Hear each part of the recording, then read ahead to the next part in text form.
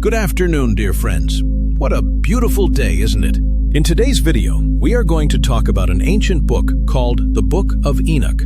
This mysterious text has fascinated scholars, theologians, and truth seekers for centuries. It's quoted in the Bible, referenced by early Christians, yet missing from most modern Bibles. So who was Enoch? What is this book about? And why was it excluded from Jewish and Christian canons, while remaining fully accepted in Ethiopia?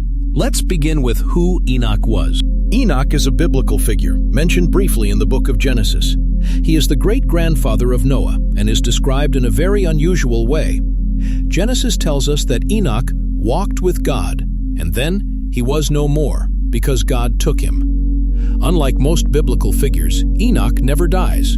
This short but powerful description made him a figure of great mystery in ancient Judaism. Now, what is the Book of Enoch?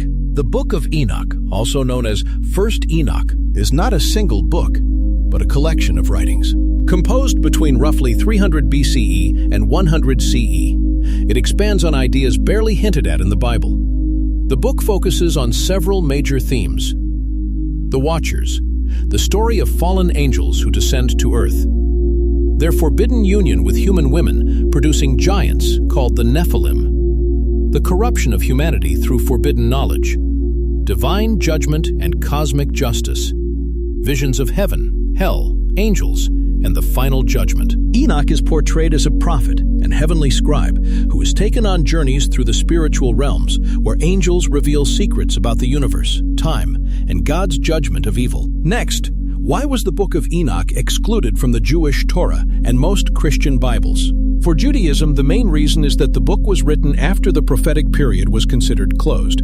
It also contains highly mystical material that didn't align with rabbinic tradition. Over time, it fell out of use in mainstream Jewish practice. For Christianity, the reasons are more complex. Early Christians actually valued the Book of Enoch. In fact, the New Testament book of Jude directly quotes it. However, as the biblical canon was finalized, church leaders questioned its authorship, since it was written long after Enoch lived, and its theology, especially its detailed angelology and cosmic imagery. Because of these concerns, the book was considered non-canonical, meaning useful for study, but not inspired scripture. So, why is the Book of Enoch part of the Ethiopian Bible? The Ethiopian Orthodox Church preserved the book in its original Ge'ez language, while it disappeared elsewhere. Ethiopia's Christian tradition developed independently from Roman influence, and its biblical canon remained broader. To this day, the Book of Enoch is considered scripture in Ethiopian Christianity. Finally, why is it important to read the Book of Enoch today? The Book of Enoch helps us better understand the spiritual worldview of ancient Jews and early Christians.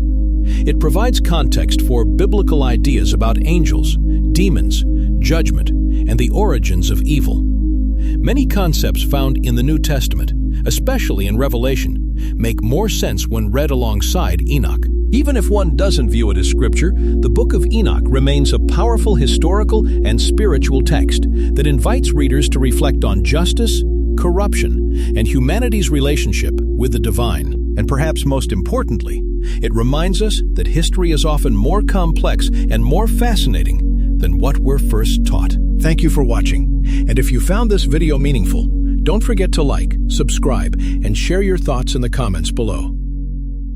Bye, my friends, and may peace be with you.